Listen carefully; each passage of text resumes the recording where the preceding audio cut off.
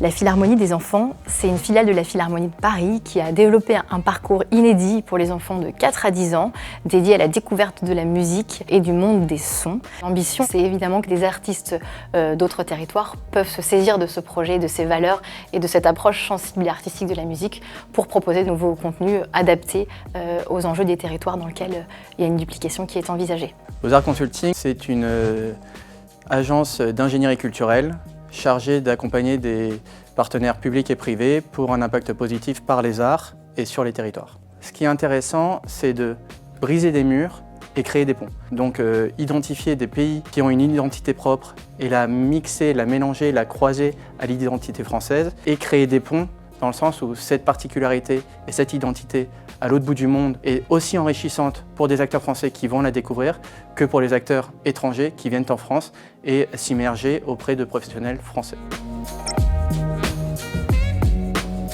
Une spécificité de la Philharmonie des enfants aussi, c'est de mettre la technologie toujours au service d'un propos qui se veut le plus physique possible. C'est-à-dire qu'on dissimule la technologie qui est très présente avec le moins d'écran possible.